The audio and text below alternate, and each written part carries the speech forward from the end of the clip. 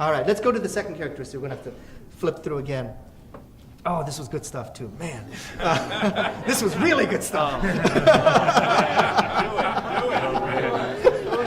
right, let's go back. All right, now how do we see this in the Christian community? Go to the next one. How do we see this in the Christian community? We say, oh, that's the evil world out there, and they're all about marginalizing people. Well, a few years ago, there was a curriculum that was created by the Southern Baptist Church. It was created by Lifeway Publications. I think it was in 2004. So this wasn't like in the 1800s or the 1900s. This was in 2003. In 2003, they created a curriculum called Rickshaw Rally. And it used, the next slide, pretty much every stereotype imaginable of Asian Americans. Now they said, oh, this is all about a VBS for Jesus. In fact, the first time I called them, I talked to one of the people there and says, you know, I was expressing my concern over this very stereotypical presentation of Asian culture, and the lady goes, well, you know, this is really all about Jesus, so you don't really want us to stop preaching Jesus, do you? So I think you can do that without offending a huge percentage of the population. So here's what they did. They have this thing called Rickshaw Rally. I actually got it as a flyer, and I thought, oh, this must be like The Onion or something, some kind of satire magazine or Mad Magazine, because there's no way this could be an actual curriculum from a major publishing company. And it actually turned out that it was. It was called Rickshaw Rally, Race to the Sun, and when you went onto their website, www.rickshawrally.com, a gong came out. A gong, and said, dun-dun-dun-dun-dun-dun-dun. And then they showed images of these stereotypical images of Asian Americans, or Asians. They had a white girl with hair in a bun with chopsticks in her hair. Anybody know where that's from? Where's the chopsticks in the hair from? I mean, Asians don't put it's like putting a fork in your hair. You just don't do it. Why would you put something you eat with in your hair? You know, you don't do that. Where's that from? What scene? Karate Kid. Karate Kid 2, where the girl took chopsticks out of her hair and ate with it. I don't know. That was pretty gross. So is that coming from the actual culture, or is it some white person in Nashville, Tennessee, saying this is how we're going to portray whites? I think that was the major problem with it. There were 13 white males in the Southern Baptist Convention who said this is how we're going to portray Asian Americans. In fact, when we went and said this is a problem, they said, but we talked to a Japanese ad agency, and they said this stuff was okay. Or we talked to a missionary to Japan, a white person, but he was still a missionary to Japan, and he said it was okay. And so there was this marginalizing. There was this exoticizing of Asian culture. Let me tell you some of the theme songs that they used. This was their opening theme song. Grab your kimono, come on, and let's go. By the way, in the original one, it said Oriental Challenge. And this was one of the very minor things they changed. They changed Oriental to Asian. But the original song lyrics were Oriental Challenge. Racing in a rickshaw, we'll be making friends all over the Japanese island. Let's go to the next slide here. On the far out, far east rickshaw rally. Now think about this phrasing. Far out, far east. What are you doing? Other. Marginalizing. You're not like us, the normal white Christian Southern Baptist. You're different from us because you guys are far out in the Far East. So now we have created this distance between the normal Christians, white Southern Baptist, and the abnormal people that need the gospel message, those who are out there in the far out, Far East. What have you done? You've created a normalness and a otherness in that process. Let me see if there's one more thing on there. Oh yeah, this again, wax on, wax off. These were lyrics from the theme song. Where's that coming from? Karate Kid. Karate Kid. Now this curriculum came like 15 years after the movie was released. So none of the kids even have seen Karate Kid. This was put in there by some 40-year-old person who saw the movie earlier in his life and put it in there. And is that really Asian culture? The Karate Kid movie? No, absolutely not. So this is what we're seeing of this marginalization. Oh, and here's some wonderful images that I found on the web celebrating Asian culture.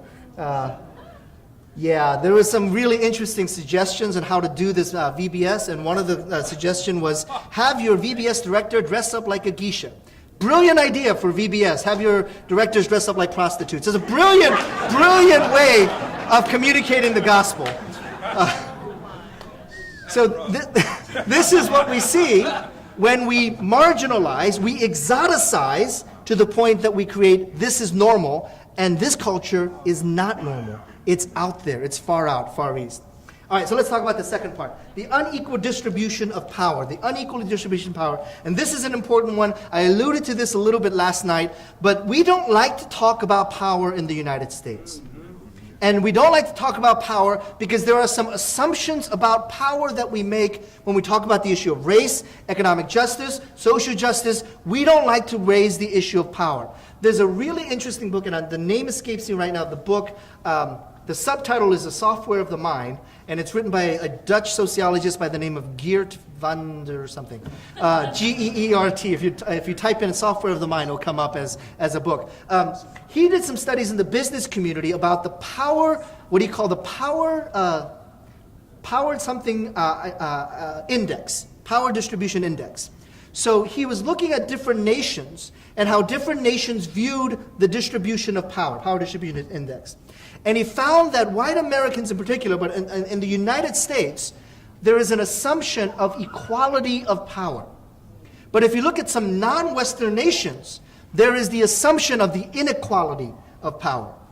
And so the way that you operate within a culture that has the assumption of the equality of power is different from those who have the assumption of the inequality of power. Oftentimes when you're in a multicultural gathering, this is where the communication goes in all different directions. You might have noticed this. So I'll use the hypothetical from my culture. Now, I'm not typically Asian in one sense. I'm not quiet. I tend to say exactly what's on mind to my detriment at times. But there are certain aspects of Asian culture that are a little bit more, let's say, a higher respect for power distribution.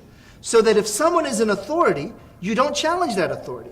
Because that's part of Asian culture, Confucianism, patriarchal society. So if someone's in power, you don't speak up and say, hey, I don't think that's the right way to do it, or I have my own ideas. However, if you're in a meeting with mostly majority culture people, what's that meeting like? You know, everybody calls out ideas, everybody's batting things around. And you can even think in terms of majority culture. When I was pastoring a multi-ethnic church, most of the whites in the congregation liked to call me by my first name. Some call me pastor, but most like to call me by my first name. But then that's because there is this equality or perceived equality in power distribution. But then most of the ethnic minorities in the congregation would almost always call me by pastor or reverend or something that showed that there was this unequal power distribution dynamic. So you'll notice that in many majority white culture churches that everybody kind of goes by their first name, including the pastor. I teach at a seminary that's kind of rooted in Swedish culture, which is very egalitarian, and they call professors by their first name. There's like a 70-year-old professor, and everybody calls him John, or everybody calls him, Bob. And it's like, how can you do that? You're 50 years younger than this guy. Stop it. But that's okay. Because that's the culture. That's the level of perception in the power distribution. But you would never do that in a Korean seminary or in a Japanese school. That's just unheard of. Even if the teacher is only like 3 years older than you, you call them by their formal name. So there is this different perception of power. Now, when you're in a meeting and there is this perception of how you relate to power, that means people are going to talk on different angles. So that's why when you're in a meeting with mostly whites and mostly Asians, and the Asians don't say a word, it's because there is this power differential expectation. So the Asians need to be invited into the conversation because they're not the ones with power. The leader is the one with the power. And so the Asians have to say, I'm waiting for somebody to ask me to contribute. Meanwhile, all the whites in the group are, and they're talking all over the place, and everybody's got their ideas, and then the 6 of them have already made a decision, and the 6 Asians are sitting quietly with hands folded, waiting to be invited into the conversation, because there is a power distribution index that's different between the two groups. All right, am I getting some props from my Asian brothers and sisters? All right, you've been in these meetings too, huh? You know what I'm talking about.